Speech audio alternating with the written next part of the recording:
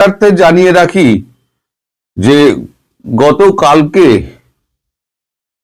মানে এখন বর্তমান সরকারের যিনি পররাষ্ট্রমন্ত্রী খলিলুর রহমান, তিনি আমাদের বিদেশমন্ত্রী ডক্টর এস জয়শঙ্করকে ফোন করেছিলেন তার এই 27 তারিখ ভারতে আসার বিষয়ে।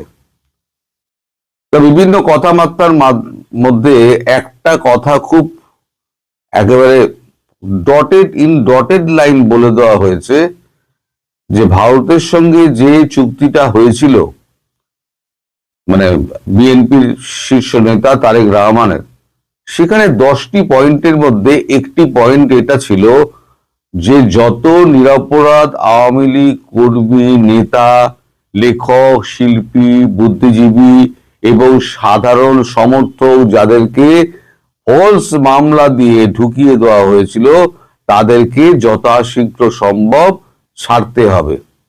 এটা আমি আগের ভিডিওতে কিন্তু বলেছিলাম, আপনাদের স্মরণে আছে কিনা আমি জানি না। তো আর 12 তারিখে ইলেকশন হয়েছে, গতকালকে হচ্ছে 24 তারিখ।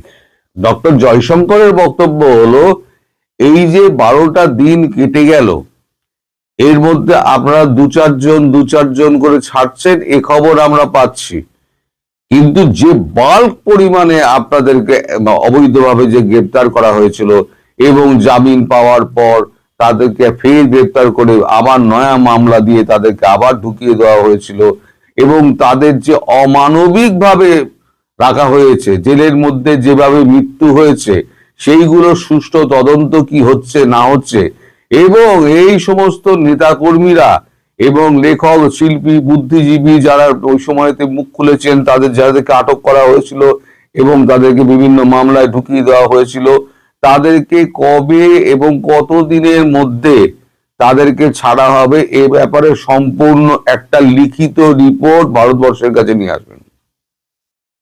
একদম ইন ডটেড লাইন বলে দেওয়া হয়েছে।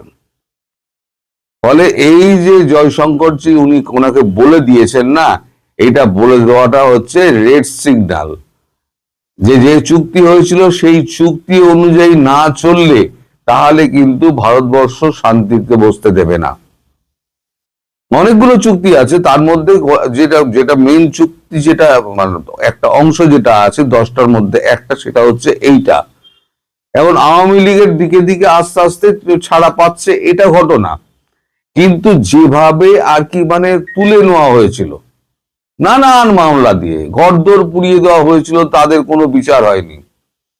আজকে তো 12 দিন কেটে গেছে।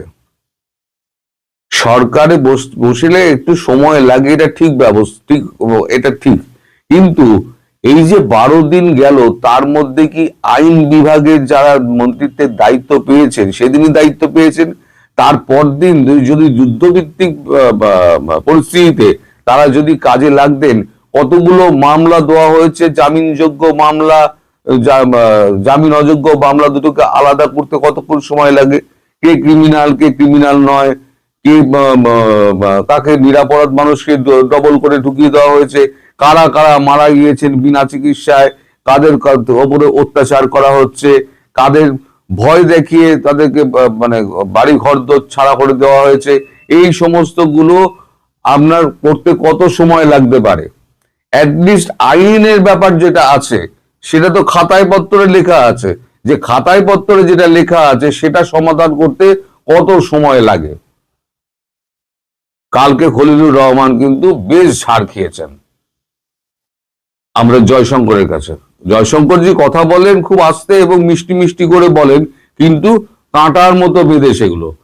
তো জয়শঙ্করজি যা বলেছেন, তারপরে খলিলুর রহমান কিন্তু একটু আমতা আমতা করেছেন এবং উনি বলে দিয়েছেন আপনি যখন 27 তারিখে আসবেন, এই পূর্ণ ডকুমেন্ট আপনাকে পুরো একেবারে রেডি করে নিয়ে আসতে হবে এবং আপনাকে লিখিতভাবে দিতে হবে যে কতদিনের মধ্যে এই সমস্ত আওয়ামী লীগ কর্মী, নেতা কর্মী যারা রয়েছে নিরাপরাধ, অপরাধীদের ব্যাপারে আমরা বলছি না, তারা আপনার বিচার করুন, সে ব্যাপার আলাদা, কিন্তু নিরাপরাধ কর্মী, নেতা, তারপরে লেখক, শিল্পী, বুদ্ধিজীবী, নাট্যকার, যারা যারা আছে, সাধারণ মানুষ, এদেরকে আপনারা জোর করে জেলে এই ইউনূস সরকার ঢুকিয়েছিল, আপনারা বলেছিলেন এসে 7 দিনের মধ্যে আপনারা ব্যবস্থা করে নেবেন।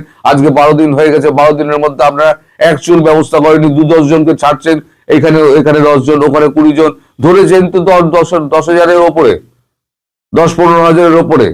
সেখানে যদি 10টাকে ছাড়েন তাহলে শতাংশ হিসেবে কোথায় আসে? এই নিয়ে ব্যাপক তোপ হয়েছে গতকালকে। এই তোপ হওয়ার পর এখন বিএনপির কিন্তু একটু টনক নড়বে, অন্তত বিচার বিভাগে একটুখানি টনক নড়বে। এবং যদি মানে মানে পরিকল্পনাটা কি, পরিকল্পনা তাদেরকে ছাড়া হবে না ছাড়া হবে, সেটা যদি লিখিত ফরম্যাটে সন্তোষজনক উত্তর হিসেবে ভারতের কাছে না পৌঁছায়, তাহলে কিন্তু এই সরকারের কপালে কিন্তু দুঃখ আছে।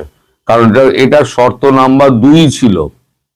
শর্ত নাম্বার 1 ছিল যে এই যে ট্রাইব্যুনালে শেখ হাসিনার যে সমস্ত বিচার কার্য হয়েছে, তাকে তার প্রতি যে আইনি ওই কি বলে বেআইনি আপনার ফাঁসির আদেশ হয়েছে, শাস্তির ব্যবস্থা হয়েছে, হ্যাঁ, সেই সমস্ত ওইটাকে আগে ব্যবস্থা করতে হবে, মামলাটা তুলতে হবে। 2 নম্বরে ছিল আওয়ামী লীগ কর্মীদের করে ছেড়ে দেওয়ার ব্যাপারটা। দুটোর কোনোটাই কিন্তু এখনো পর্যন্ত কাজ এগোয়নি। কি হয়েছে না, তাজুলকে শুধুমাত্র সরিয়ে দেওয়া হয়েছে, তাকে এখনো অ্যারেস্টও করা হয়নি। তার মানে ভারতের কাছে কি বার্তা যাচ্ছে? ভারতের মাথায় হাত বুলিয়ে কাজ সারা। ভারত কিন্তু সেই দেশ নয় যে ভারতকে মাথার উপরে হাত বুলিয়ে আমি কোনো রকমে আমি সে কাজ ছেড়ে দিলাম, সেরকম নয়। ইমিডিয়েটলি তাকে বাংলাদেশের সরকারকে লিখে দিতে হবে যে এতদিনের, সেটা 1 মাস হতে পারে, 2 মাস হতে পারে, এত দিনের মধ্যে সমস্ত অবৈধ যারা জেলে রয়েছে, আটকে রাখা হয়েছে ইউনূস সরকারের আমলে, তাদের প্রত্যেককে জামিনে মুক্ত করতে হবে এবং তাদের দ্বিতীয়বার কোনো মামলায় অ্যারেস্ট করা যাবে না। যদি দোষ করে সেটা আলাদা কথা, কোথাও কোনো ক্রাইম করলো, তাদের ধরা পড়লো, সেটা আলাদা কথা, কিন্তু মিছিল করছে আপনারা ধরে দিয়ে পুড়ে দিলেন। 12 দিন সময় চলে গেল, তাও আপনারা এখনো কিছু করতে পারলেন না। যদি এইগুলো না হয় আর তাজুলের বিরুদ্ধে যদি ব্যবস্থা না নেওয়া হয়, আর শেখ হাসিনার বিরুদ্ধে যে করা মামলাগুলো সেইগুলো যদি তোলার ব্যবস্থা যদি না হয় এবং লিখিত ফরম্যাটে যদি না নিয়ে আসেন, তাহলে ভারতবর্ষ কিন্তু এটাকে খুব একটা ভালো চোখে দেখবে না। সেই বার্তা কিন্তু তার কাছে পৌঁছে দেওয়া হয়েছে। এইবার খলিলুর রহমানের কাছে হয়ে গেছে একটা বড় কাজ, যে আইন বিভাগের সঙ্গে বসে এখন সমস্ত মামলাপত্র ঘেটে যা আছে না আছে এনে একটা হিসেব করে ভারতবর্ষের কাছে দাখিল করা এবং টাইম ফ্রেম ঠিক করে দেওয়া যে এই সময়ের মধ্যে আমরা এই সমস্ত মামলা তুলে নিয়ে এদেরকে রিলিজ করে দেবো। যদি না হয় তাহলে পরে ভারতবর্ষ তার কাজ করবে। সুতরাং বুঝতেই পারছেন, আওয়ামী লীগ কর্মীদের নিয়ে ভারতবর্ষ যে ভাবছিল, এর মধ্যে হিন্দুরাও রয়েছে, নির্যাতিত হিন্দুরাও রয়েছে। তারা যারা মামলা করতে গেছিল তাদের মামলা নেওয়া হয়নি। যারা নির্যাতনে যারা খুন হয়েছেন, যাদেরকে ফাঁসিতে লটকে দেওয়া হয়েছে, পুকুরে চুবিয়ে মারা হয়েছে, সে সমস্ত দোষীদেরও খুঁজে খুঁজে বার করতে হবে এবং সময় লাগুক, কিন্তু করতে হবে। এইটা কিন্তু নিশ্চিত করতে হবে বাংলাদেশ সরকারকে, তবেই বাংলাদেশ সরকারের কিন্তু বাকি কাজগুলো হবে। গঙ্গা জলবন্টন চুক্তি ফুক্তি এই যেগুলো রয়েছে না, সেগুলো কিন্তু পরে হবে। আগে এই কাজগুলো করতে হবে, তারপর ওই সমস্ত কাজ হবে। এই খাদ্যপণ্য সরবরাহ স্বাভাবিক করা, কারেন্ট দেওয়া স্বাভাবিক করা, এই সমস্ত বললেই হবে না। আগে ভারতবর্ষে যে সমস্ত চুক্তি এগুলো ছিল, চুক্তি হয়েছিল ভারতবর্ষের সঙ্গে, সেই চুক্তিগুলো বাস্তবায়ন করতে হবে। আদারওয়াইজ কিচ্ছু হবে না। ডেডলাইন দিয়ে দেওয়া হবে যে এইটাই ডেডলাইনের মধ্যে আপনাকে করতে হবে।